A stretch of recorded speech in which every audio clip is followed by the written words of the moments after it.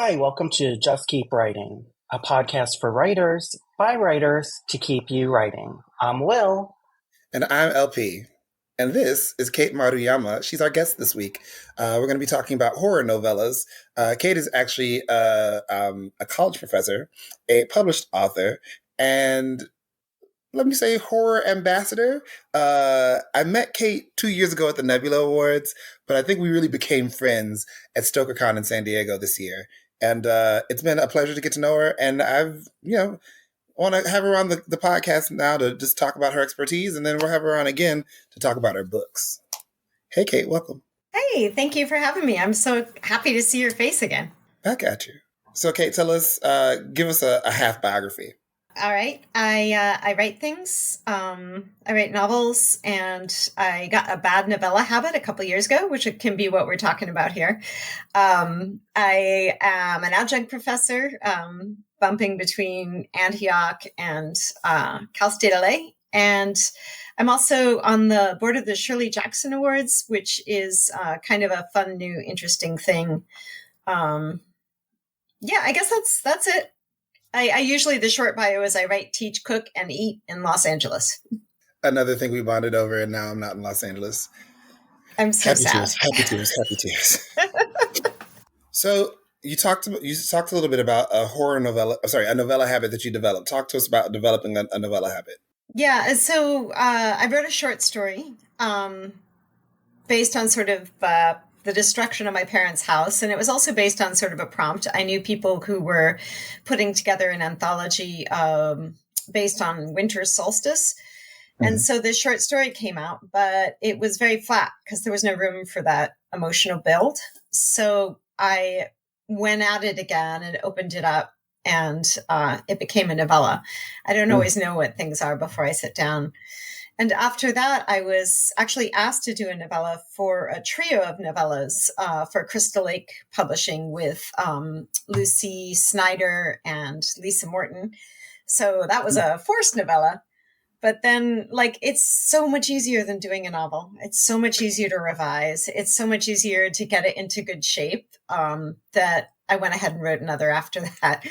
So it definitely was a pattern. I put on the brakes and I was like, no, I'm doing shorts. I'm doing something else after that. But yeah, there was a good 2 years there.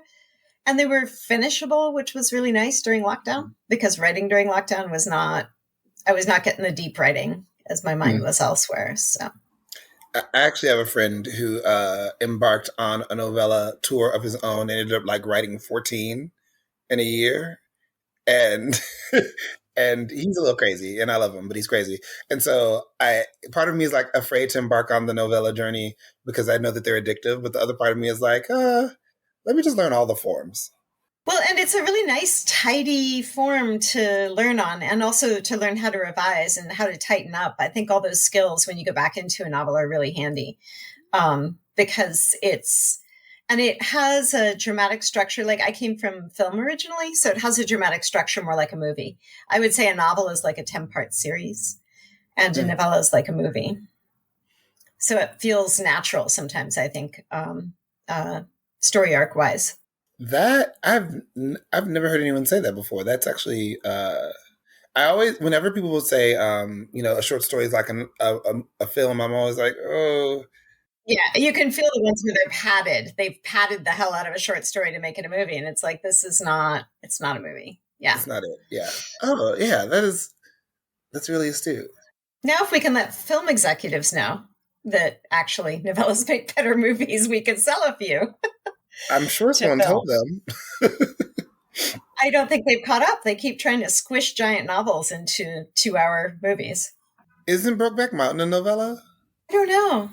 Bridges of Madison County It's considered a novel, Brokeback Mountain, even though it's a little larger than a novella. Oh, no, it says it's about 10,000 words. Oh, wow. That's like a novelette. It's not even a novella. Now they call that novelette, so... Right. 10,000. Right. Anything under 20,000 words is a novelette. Yeah. Depending. For the Hugos, it's 17,500. I was like, why so specific? But okay. It depends on awards. You look at books like James Baldwin's Giovanni's Room, and that at the time was a novel, and now it would be considered a novella. So it's like we're writing books to the length that books used to be written, and Yeah. like kind of makes you wonder why books have become so. I don't want to say unwieldy because they're not all unwieldy, but sometimes they are. Silva Moreno Garcia gave a gave a talk about the history of novella and of paperbacks, and apparently they kind of fold in on each other. So novella was kind of the length for books for a really long time, but then when paperbacks came in, there was this combination of they were super affordable, so they sold really well. But they realized if they were good and thick, people really thought they got a lot of bang for their buck. And so they were buying longer and longer things. So something happened there in the transition that most books got longer. But yeah, all the things we were made to read in high school and stuff were novellas. So, novella habits. Novellas are easier. They're filmic. Let's talk about you and your horror journey and how that intersects with your novella life. Oh, interesting. Well, the horror journey, I think I've been ensconced in horror. I didn't recognize it as horror forever. And you and I were talking separately about the Oz books. The Oz books were actually absolutely horrific and full of horror, and I was raised on those. There's a concept in Oz that everybody lives forever in Oz, even if you're chopped into 100 pieces. The 100 pieces will all live. But as far as novellas go, my first novel that sold, which was my third novel, was, I thought, a love story, but one of the people is dead. So it was called horror. And so once I started recognizing that, I was like, and started writing more horror short stories and things. But I write everything. It comes in the form that it's in, whatever it is. And like I said, Family Solstice was my first novella, and that was because it wouldn't fit in a short story. And also the family was such that I was really interested in the dynamics for that long. I could have turned it into a novel, but I don't think I would have wanted to spend that long with those people. It was, we really only needed about 60 pages of them to get the idea. Right. You are a HWA girly. You are a ride or die horror community person and community person broadly. Full stop. Right. So how Will and I were actually talking the other night about horror as a genre and an aesthetic, and like it feels like it's having a real moment right now, but also horror never really goes away. I think people calling it horror kind of goes away. Can we talk about the intersections between horror and novellas? At least in your writing and in the writing that you're seeing as, Girl About Town at the HWA, Stoker Cons, etc. What's funny is for a while, people were probably I was reading for the Stokers and then for the Jacksons twice in 2018, 19, and 20. And back in those days, there were not many novellas because there was a worry about a market for them. There was this idea that if you did a novel, you could get the agent, make the big sale. And the market for novellas is more, it could appear in a magazine or it could appear in something longer. So freestanding novellas were pretty uncommon. Family Solstice was published by a tiny desktop press called Omnium Gatherum, which was run by Kate Jones at the time. But then I think people started realizing, I don't know why, but people started realizing the form was saleable. And I had a conversation with Jennifer Barnes because they had decided to acquire Family Solstice. But at that time, she was talking about creating a novella line. And so now they have a line of novellas that they're coming out with every few months or so. And Crystal Lake had been doing that. They were doing it every month. So you could produce them really quickly, and they could also be part of a set. So I'm going to forget the title. The I'll come up with it in a minute. But anyway, the series at Raw Dog Screaming Press is sort of like Goosebumps for grownups. And so the idea is that, if somebody buys one, they'll want to get them. And they're kind of in a similar flavor, even though the writers are very different. So I actually ended up writing a third novella to go with Family Solstice for this novella line. So I wrote Safer, which is with it. So both were released as Bleak Houses. But it seems like a lot of different horror presses have caught on to this. It's a nice way for authors to cross-promote. And it's not as, I think, huge a commitment in paper and time and editing as a novel. So I'm hopeful that novellas will grow. The great thing is I think people really enjoy reading them because they can get through them quickly. People who are challenged reading like a full novel or something really enjoy a novella. It's very satisfying. It's longer than a short story, and it can kind of sit with you longer. So I think they're having a renaissance now, but this is my sort of observation through my own little view of the world. But it's also interesting because when we, like we were saying earlier, like most novels used to be this length. And so it's like, contemporary novel writing is a new skill. Yeah. I don't know why they got, and it's very funny too, because, novels as a form to be snooty over is hilarious because the name was sort of a condescension in like the 19th century. Oh, isn't that novel? And then all of a sudden it became this big serious thing. And, I'm not entirely sure. People do make up their mind about things. But I do love a really good novella, and they stick with you like a long time. Wasn't going to talk about this tonight, but tell us a little bit about the novella that came out at Raw Dog Screaming Press. That was this year, right? Yeah, so that's actually a duo of novellas. It's Family Solstice, which came out originally in 2021 with Omnium Gatherum. And I was quite surprised and charmed that Rue Morgue magazine called it the best fiction book of 2021, which was really nice. Yeah. So, it was, so that was pretty great. And so in order to make it fresh again, so it wasn't like they were re-releasing, Omnium Gatherum folded because Kate Jones realized she had no time to write anymore. And she's a phenomenal writer. So they read through some of the Omnium Gatherum books. And so I had another novella that I had already written because, again, it was a story that was a little too long for a short story and didn't have like the meat or second layer or B story of a novel. So I wrote it as a novella. So I had that one. And so they decided to release them both together.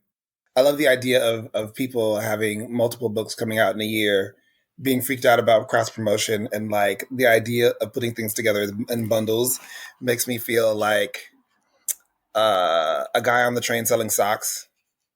And I'm just like, I got 3 novellas for $40. Come on.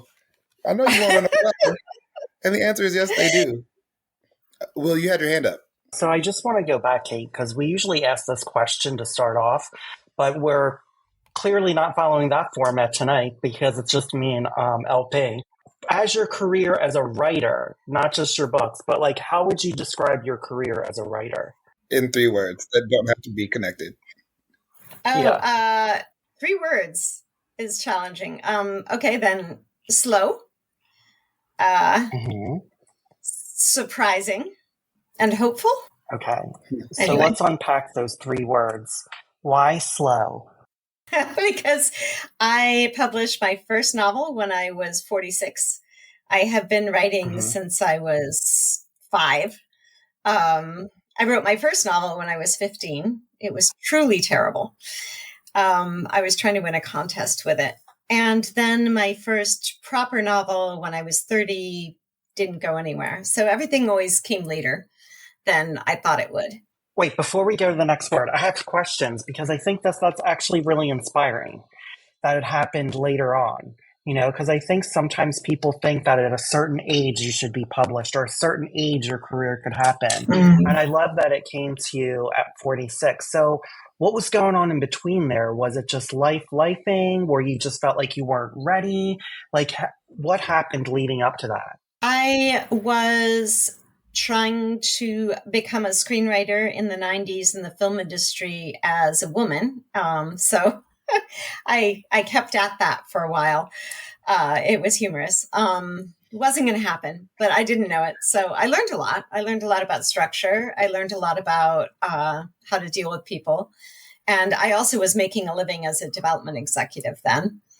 And then a whole lot of writing and trying to sell screenplays. And then I got very mad at my manager because of a thing I won't go into. But as a result, I got so mad that I went and finished a novel that I'd been working on. And because of that, when I hit 40, I really wanted to change and I wanted to teach. And I realized I had failed at screenwriting. And in order to teach, you needed an MFA. So getting an MFA in something that I had failed at did not feel very exciting to me. So I took that novel that I'd written and I applied to a graduate program. I got into Antioch University, Los Angeles, which was the best thing that ever happened to me. It's a low residency program, so I was still working, reading scripts, and I was raising 2 kids.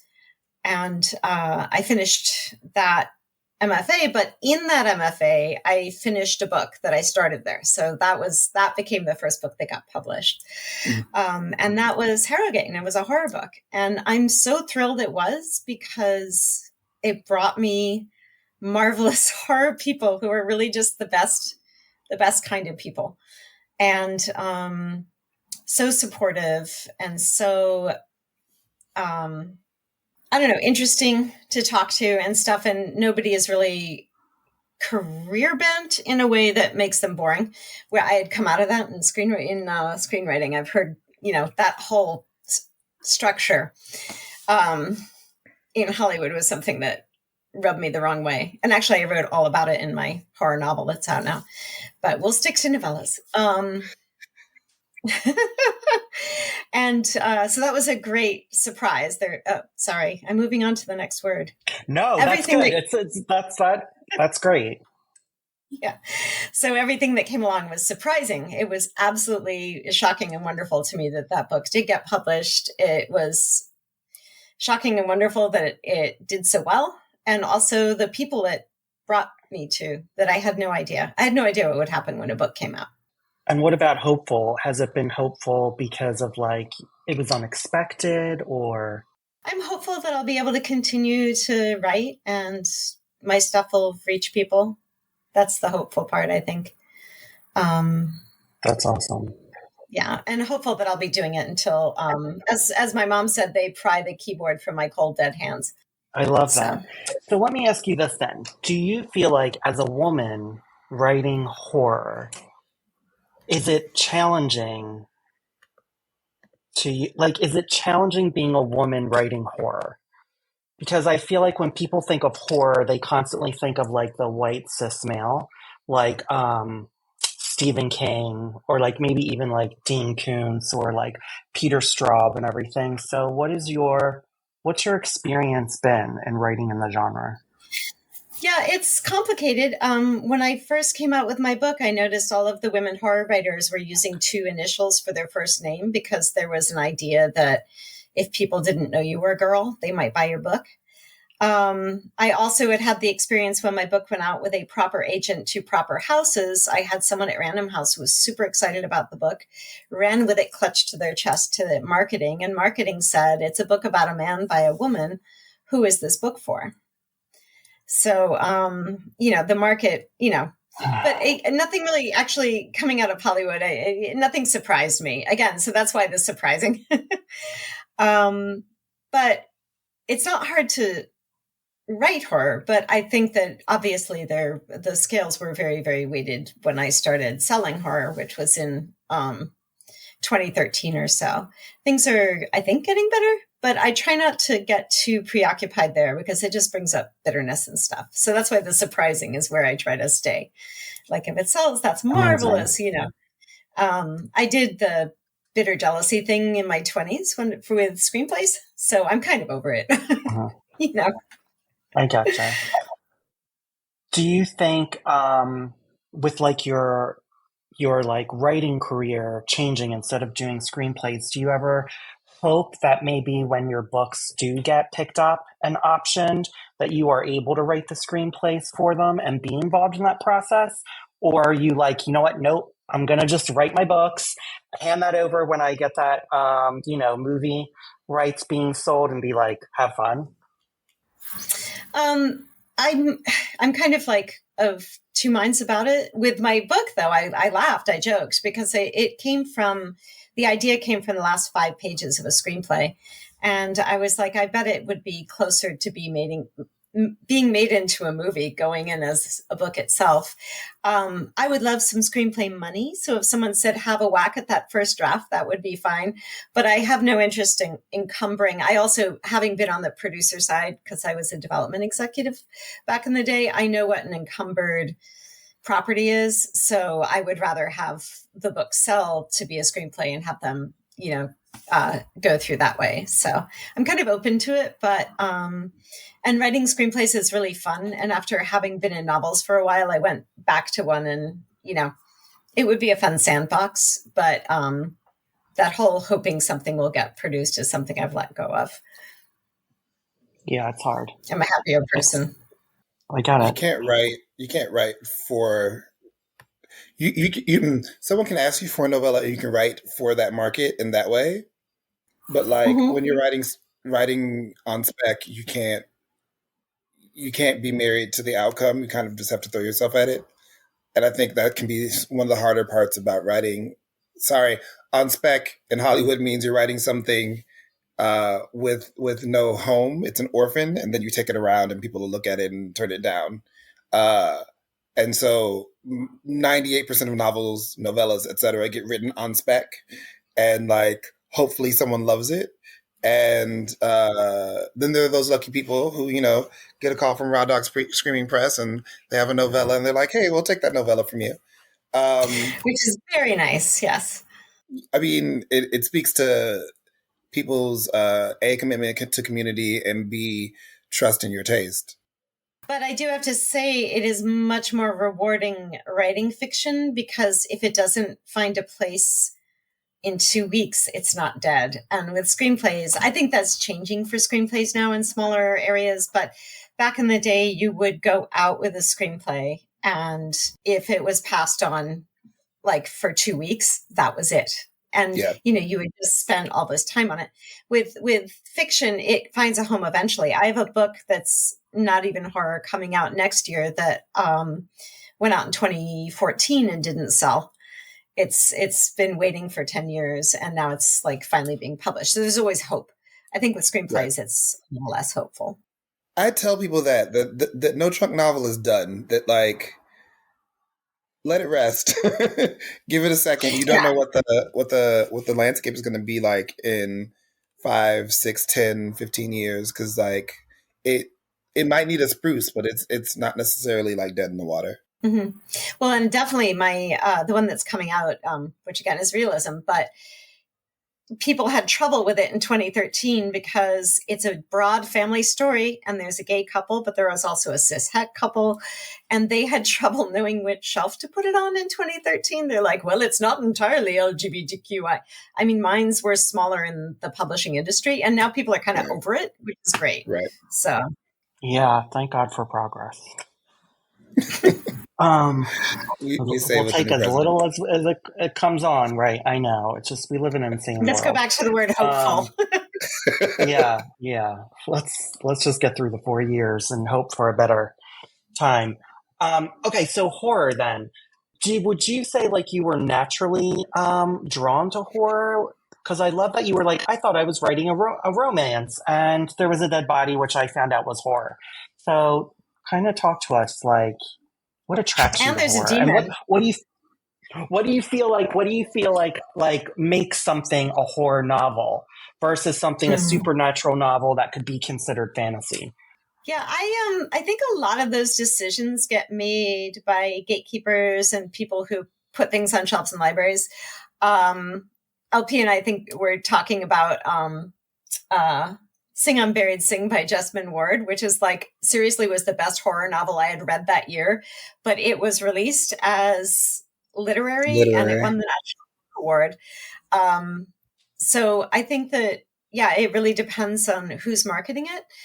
I don't ask what a story is when I sit down to write it, unless there's a specific call, which is your writers, so we're taking horror stories about this or that. I just sort of follow the characters and stuff. And sometimes things end up sort of more magical realism. I've had a lot of stories returned where they're like, this is not horror. And I'm like, I don't know what it is. But the genre of horror is a very broad umbrella. So I think for people who don't read it, it's a little, it kind of stops them because they think splatterpunk. They don't understand that maybe the semi-spooky, haunting, Shirley Jackson-esque thing could be also horror. So it's a funny genre. It encompasses a lot. When you all write, do you know what genre you're writing in when you start? Sometimes. You go first, LP. Sometimes. I think so much of my early writing is has been things that I've kind of intuited, which has been great because it's like, oh, there's something special about the way I approach voice or the lyricality of prose. But, you know, you had to tell me that Your Over Is Here as a horror story. And that's kind of got the ball. Like, I've been like, I kind of think I want to write some more horror. I don't know. I want to be a horror girly. And then I was like, well, I had to kind of like come to terms with what that meant. And so I usually have an idea of, if it's a longer thing, I usually have an idea of what it's going to look like. But like shorter stuff, like 9 times out of 10, I'm just like throat clearing and then see what it is when I get to the end. I was going to full on write a magical realism novel about a marriage told through the lens of memory. And that thing ended up being realism. I couldn't stop it. You know, Wow. It was what it was. That's awesome. What about you, Will? Do you know when you start? Yeah, I mean, I pretty much never want to write literary because I had enough of that in school. So everything will pretty much have some type of speculative in the speculative genre. Or I would write oh no, that's a lie. Okay, you know what? I'm lying because I just wrote a romance novel. But I pretty much know when it's going to be a certain genre. I just don't think I'll ever write a literary novel. I feel like I would rather write a play that maybe would be more like dramatic and about family building. But pretty much there's usually werewolves or a dead body. So, you know, that's how I roll. It ends up and it depends on if you're in dark places or not. Who knows, you know? Yeah. I think when I'm in a dark place, I tend to write romance because I want to get out of it. Usually when I'm happy is when I write my darkest stuff. Yeah. Well, we started lockdown and during lockdown, I was really, really missing the LA Lit community, like with my whole heart. So I just started writing scenes set in places where there were lots of people and all of this other stuff. And weirdly enough, that ended up becoming the next horror novel I'm working on. It ended up being backdrop. A lot of it was not like forward moving story. It was just me trying to stay sane and also trying to capture something that felt very lost. But do you think about the length that you want to write when you sit down? I think about, I try to imagine how much story there is. And sometimes I'll sit down to write a short story and then it will become longer than that. And then like, oh, it's a novelette. Oh, I think I have to actively try to write novellas. And I think the novelettes come out very easily. Right. I think sometimes though, a novella is a novelette with a B story. You know, said a novella is a novelette with a B story? Yeah. So like, I think when I was writing Family Solstice, it was like a short story first, and then it kind of became a novelette. And I was like, no, we need to go deeper and we need to go back in time. And then when I started doing that, it like opened up into a novella. Okay. So I was with you when Aizhang won for Best Novella for Ling Yun. I was with you and Arlie Sorg. Shout out to Arlie. Yeah, Arlie! One of my favorite people. 2 of my favorite people. 3. Look at all the people here.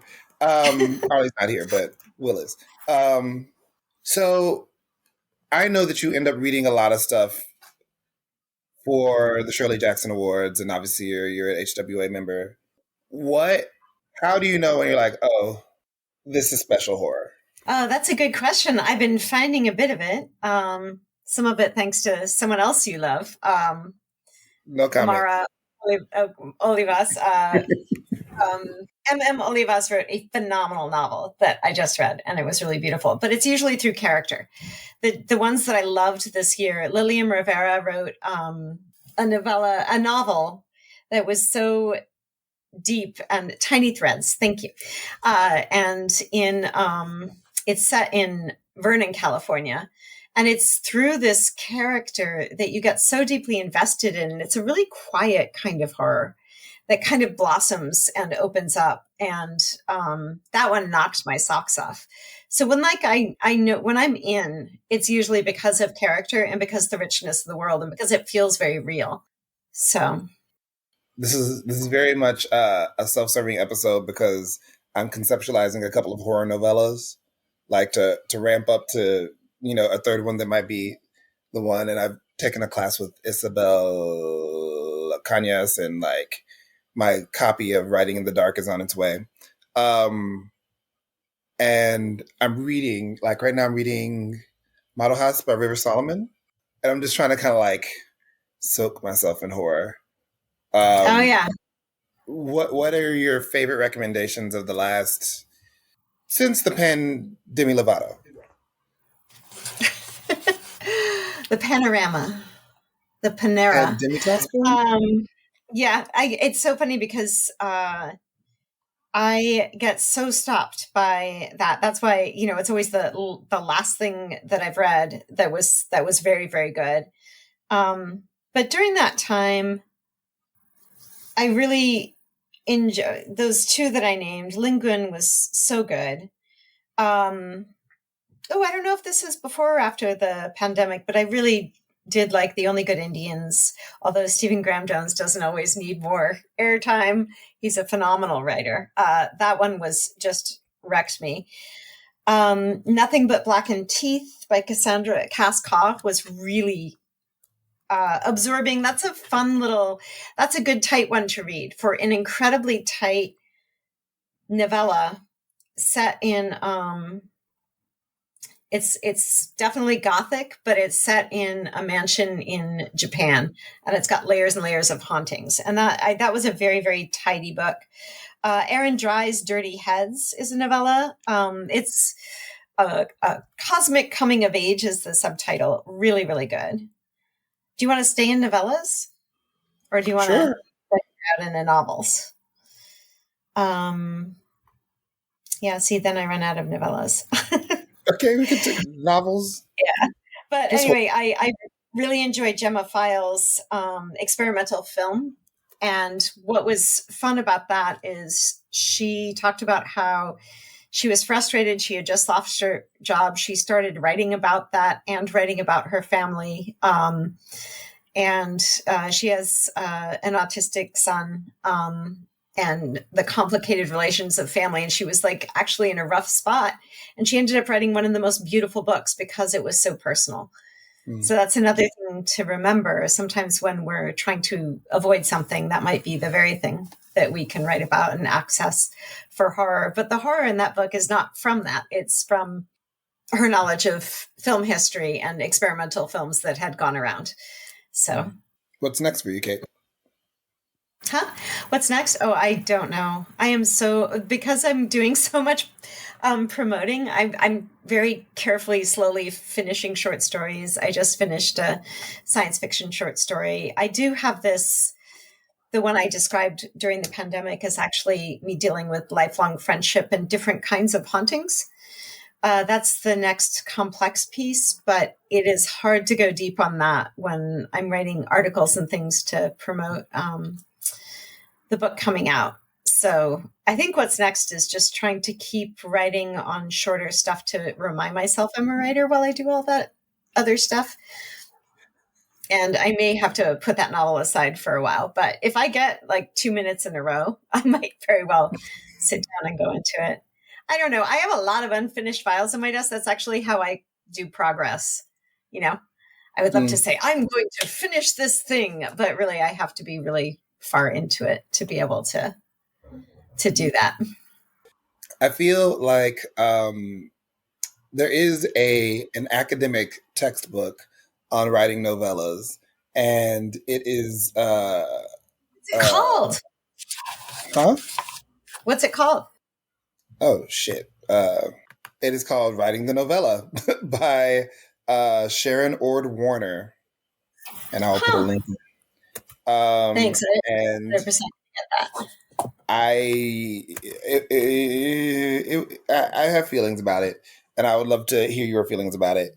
I am always interested in, because the thing about novellas is that there's still a novelty in literary spaces, or they're upgraded to novel length or to novel status, because apparently short books are weird reads. But in speculative spaces, we're actually we do champion the novella, and I would really love for someone to work on a novella craft book. In genre? In genre, yeah. Oh. If you have the time. We should do it together. I mean, I'd be down, but I've never written a novella. I know, but but it could be both process and, you know what I mean? I feel like, because the way it says the title is like writing the novella, that sounds very prescriptive, and I'm very leery of certain craft books. I'm more fond. Yeah, I am more fond of like Charlie Jane Anders, who got real about writing in horrible times and wrote her craft book. That's beautiful. But when people are like, "This is how you do the thing," it usually kills the thing in my experience.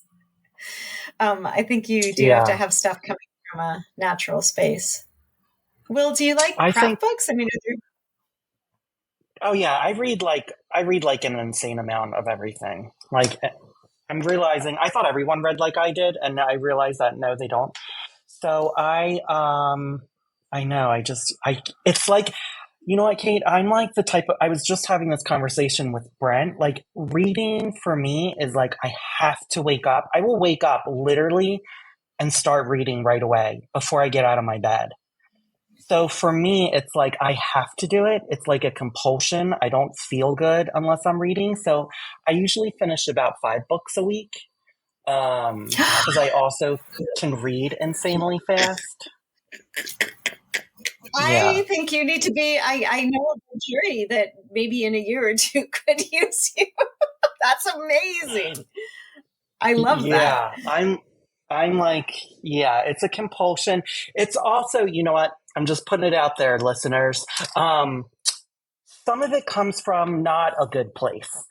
Some of it comes from like growing up thinking I wasn't smart enough, that I don't know enough. And so a lot of it has been like a way that I deal with that type of insecurity, because I don't know a lot. And, then sometimes I'm like, oh, maybe I do know a little bit more than I think. But I love reading. It's still something I really love and I have to do. And craft books, I think your idea is great, Kate. I think you and LP should be writing a book together while LP is finishing his novella. Yes. Because there's things that you could talk about as someone who's written a couple of novellas, and then you have this other perspective of someone who's actively doing it. And LP's great with genre. Like, he really can distill a lot of things in different genres. So I think you both should make that on a 2025. Okay? You don't have to pitch it to her. It was her idea. I guess. I'm pitching it more to you. I'm in. Truthfully, if we did this as an email exchange, we are very verbose emailers. So I think we could knock that thing out. We could do it right? as we could do it in the same format as this is how you lose the time war. Right? Exactly. Okay, done. This is happening. Yeah, this is happening. This is totally happening. So I will not I will put a pause on writing the novella, because unless you want to do what we could also do is like a reaction to it. But I did want to say, Raw Dog Screaming Press has a collection of novellas called Selected Papers from the Consortium for the Study of Anomalous phenomena. And I did not want to get that wrong. I did not want to get that wrong earlier. So apologies to Jennifer, who's working so hard on these beautiful books. And there's one out by L. Marie Wood that I wrote the afterword for that is absolutely stunning. There's one out by Sonora Taylor. It's a great collection. Anyway. Eden Royce too. And Eden Royce, yeah. There's a lot of them. If you go to the website, they have a lot of books. This is people should be spending more time on this website because there's a lot there. And there is definitely good taste going on at that press. They've done very well for themselves. You know, it makes me think too, like when we're talking about like novellas and horror, like from a publishing standpoint, like I keep thinking about the effect Goosebumps has had on a generation that's now adults. Yeah. Right? Mm-hmm. Like from a marketing perspective, it's also kind of like market things like you're grown up now, or not grown up, you've just evolved into an adult. And like these are things that can kind of like recapture your love of reading and your love of horror. Because I feel like a lot of writers who are like, 28 and above and in like that 30, 40 zone who grew up with reading Goosebumps, like it's really heavily influenced their writing. And like how they read. So it amazes me that like publishers don't think like you have all these kids that are like voracious readers. How can you carry that through the rest of their life so that they see these other things as like new ways to read what you love to read as a kid? Well, and the books are so light. You can tuck them in somewhere and read them on the bus. You can actually finish them within a week. I know most people will take a long time to finish reading a book. Present company excluded.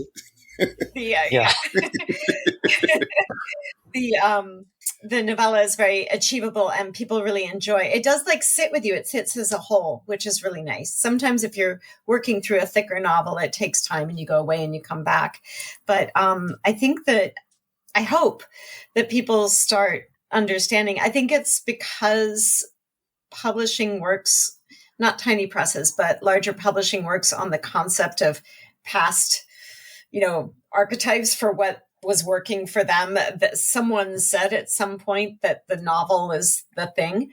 And I think if they understood that novellas actually would be selling great to an audience that, is reading in smaller portions, it could go somewhere. What's interesting is Nick, who's our other co-host, was just at Brandon Sanderson's Dragon Steel convention.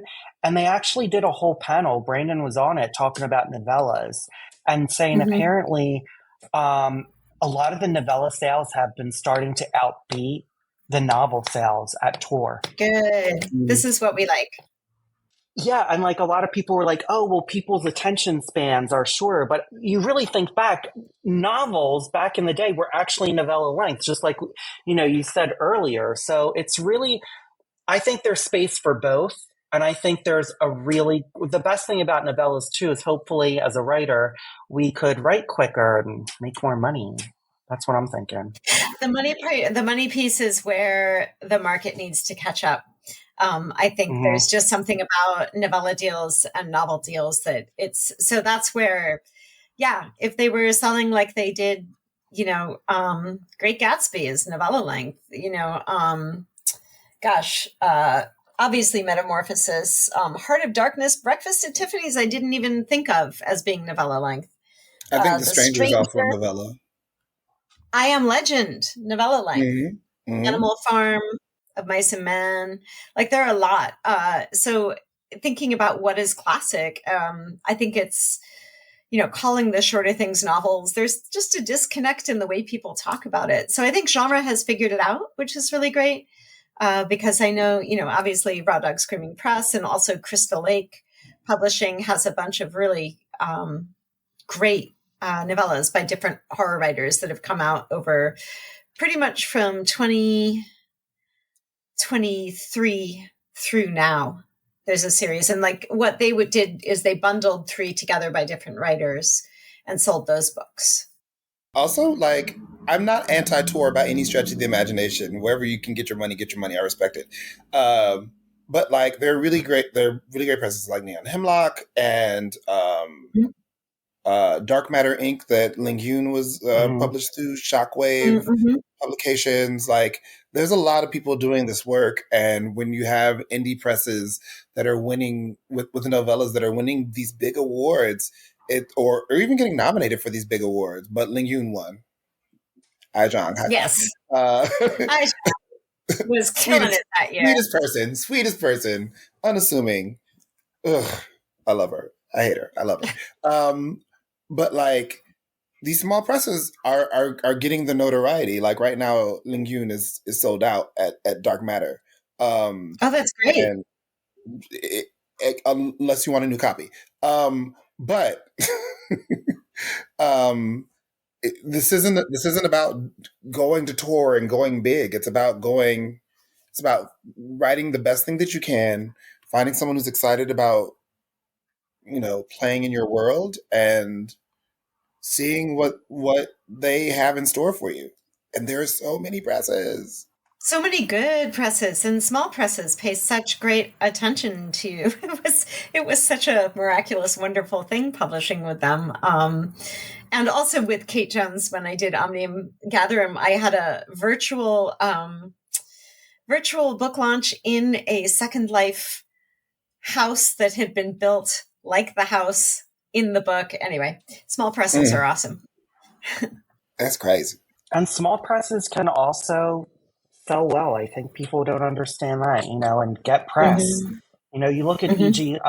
Conde, who came out with their novella, and it was on NPR's Best Of, so media is paying attention too, I think. Like a lot of media that's trying to find new, realms of reading, they're paying attention. People want good stories. And also small presses will promote you, whereas giant houses will promote the person they gave the biggest contract to, and others will sort of fall through the cracks. Ooh, which brings me to Lanternfish Press. I forgot to mention them because, baby, Ms. Mata MMO Olivas, Lanternfish Press did good by her. It's a novel. Oh, they did. But they publish novellas as well. And she's outside. She is outside. I see big things happening in this year for that book. I really do. It's really stunning. We're going to have her on at some point. I finally have all 3 of my copies, so I'm ready to read them. Except for my audiobook. I'm kind of angry about that.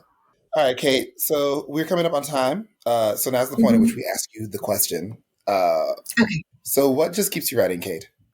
What keeps me writing? If I don't write, I get crabby and I'm very hard to live with. Honestly. And you have a full house right now. I wish I could say I had some noble, curiosity and questions also. It's usually me asking a question of things. I love that. And this has been Just Keep Writing, a podcast for writers, by writers, to keep you writing. You can find us at justkeepwriting.org. Follow us on Facebook, Twitter, Instagram, and YouTube. Feel free to reach out to any of us on our social medias, and please jump in our Just Keep Writing Discord channel. Links to all of that is in the show notes. Lastly, please support our show by going to patreon.com/justkeepwriting. We offer daily writing prompts, early access to podcast episodes, and much more. Thanks for listening, and just keep writing.